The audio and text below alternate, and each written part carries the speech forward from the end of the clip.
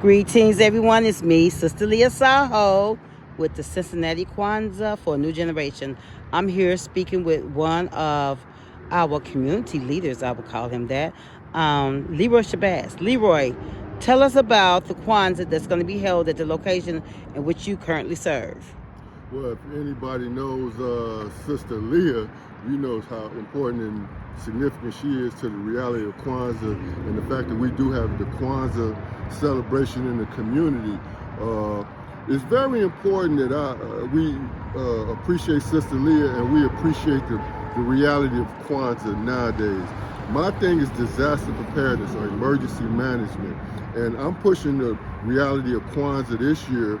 I'm going to try to start doing videos on a regular basis before the start of this Kwanzaa, because people are going to go to FEMA camps. You know, I'm an emergency management practitioner.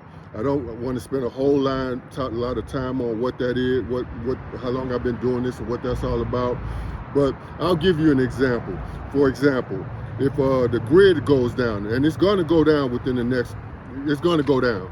It's not a matter of if it's going to go down, it's a matter of when it goes down. When it goes down, for example, people in public housing, the way this system is set right now, you will get taken care of for about 2, maybe 3 weeks at the most. At that point in time, the powers that be would say, hey, we can't take care of you guys no more, so therefore we have to transfer you to a different location. So because you're in public housing, right, they would call in an evacuation team. They would say, Brother Leroy, you know you want to do something for your people, right? What you gonna do? And I would only be able to call in an evacuation team because you have no food, you have no water, you have no electricity. Those that need to go somewhere that's providing food, water, and maybe electricity because they have a special situation for you. The sisters would go because predominantly females in public housing. The brothers think they're gonna get on them buses to go, but if your name is not on the lease, don't be talking about that's my baby, because the guys that had an M16 that are part of the evacuation process are not going to let you get on the buses. So it's things that we should be doing, and I do it in emergency management called CERT, Community Emergency Response Teams, that helps us to get prepared for this. Again, let me finish up my point about Kwanzaa, because I got kind of carried away there.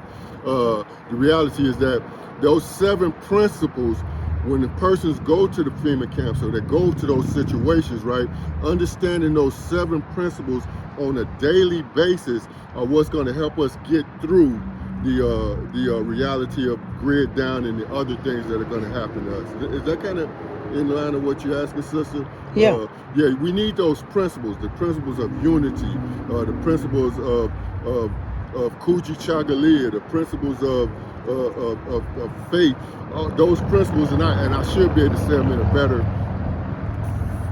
flow, but the 7 principles should be acknowledged every 7 days of the week. Matter of fact, me and Sister Leah were talking about making a calendar where the principles are enunciated for each day of the week so that we can understand that we need to start learning them principles, because we're going to have to become a nation of our own before it's over with, and we need some principles to get us there, culture that's going to help us get there. Now tell us about the location for the Kwanzaa. The Kwanzaa location, I am so happy to have the Kwanzaa location at where I'm stationed at. As I'm a student in the Nation of Islam, but I'm away from the Nation of Islam, and I am stationed at a church called Fifth Christian Church in Evanston, where I'm also the safety committee chairman for the Evanston Community Council. So we're honored to have the first day of Kwanzaa at the church where I'm stationed at 3203 Wold, WOLD Avenue, 45207. That's in Evanston.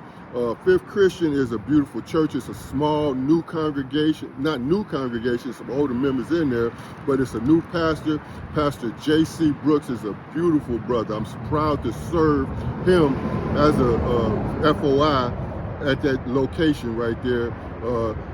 Brothers come out, Christian brothers come out, be a part of Kwanzaa right now. It's very important that we start working together. And again, Fifth Christian is a unique Christian community that's not on a lot of pomp and circumstances. These are some beautiful people here.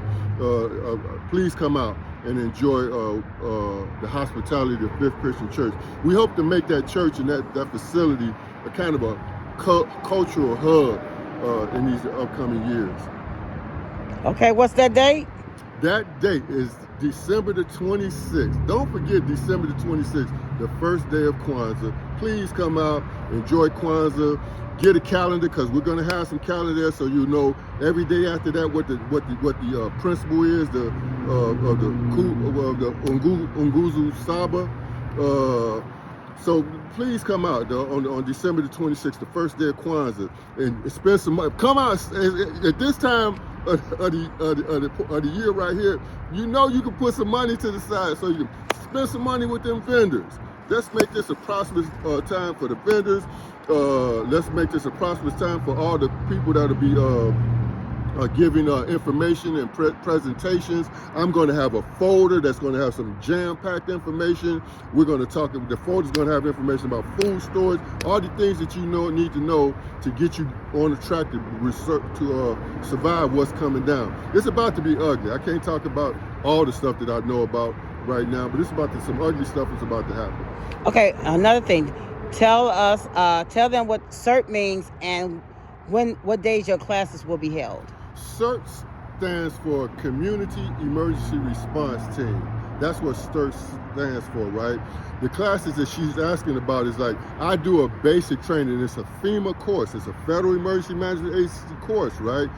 If the grid goes down, if the Constitution gets suspended, when the Constitution gets suspended, because it's not a matter if, they're going to suspend the Constitution at a certain point in time.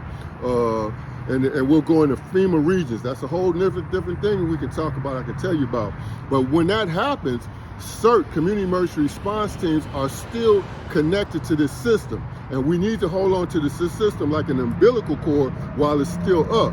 So the classes that I teach are called CERT, Community Emergency Response Team. It's a basic training, 21 hours. I'm in the course right now. The next course won't be until February 26th.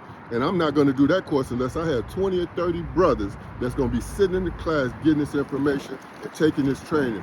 Because when you get to training, the 21 hours has you, a basic training allows you to be a disaster asset. What's a disaster asset?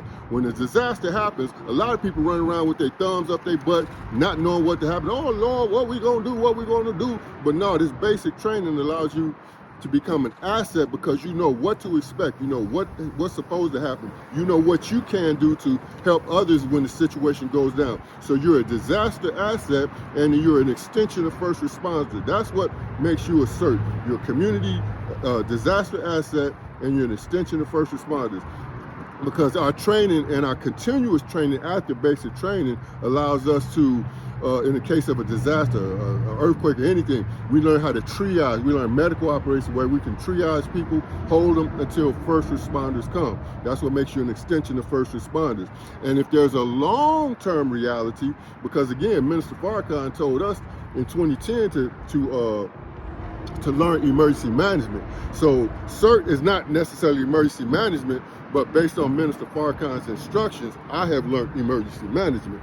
So when we talk about being extension of first responders, I extend that whole reality out to the point where one of the sisters that just took the training in the last session was Sister Obasa. Sister Mawusi's, one of Sister Mawusi's daughters, who works with the mothership, who's a doula, who, when that sister is ready and Sister Angela is ready, they'll be able to get sisters in a long-term situation, take care of the sisters who are pregnant in our community, because again, if a major disaster happens, everybody's overwhelmed. Everybody needs to do what they can do for themselves. So we have people doing specialties, right? We have certain doctors that I'll try to communicate with, right? So if a major disaster happens, I want a couple of doctors to show up in Evanston and be on call with us to where we can have some sick call in the morning when everybody's, in an uproar about what the hell is going on because the power ain't came back on. So again, CERT stands for Community Emergency Response Team. It's a FEMA program. I'm an instructor, an Ohio instructor, and I can teach the basic training. And what I need to do is create teams. Right now, I need a real strong male presence, a real team in Evanston. So I'm concluding a training now. I won't do another CERT training until February, starting February, I believe the 26th. and we'll get that 21 hours for that 20 or 30 brothers to do the training.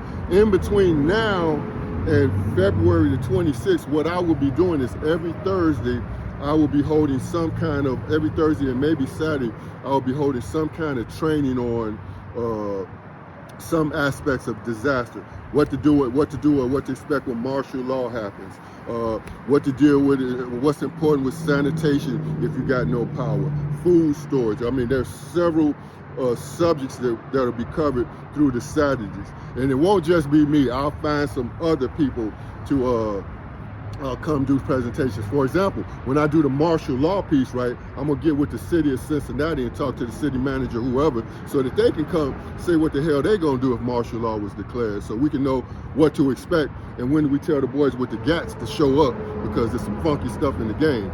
So again, I'm not no lightweight pussyfooting brother.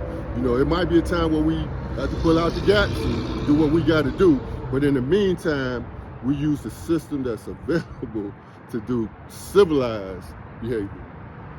Okay. We appreciate you. Thank you, Sister Leah. CERT. You'll see them at Kwanzaa. And please come out for Kwanzaa. It's very important that you learn these principles and be able to teach these principles. If y'all thinking this Democrat-Republican stuff gonna take us through the next few years, y'all are sadly wrong. There's some other people behind the scenes, shadow government, whatever you want to call them, that is planning some stuff that's like, it's really sad, particularly if black men don't realize this is not that time right now. We're in that time. It's not that time to be lollygagging. It's that time to get ready. It's nation time. Nation time. Thank you. Thank you.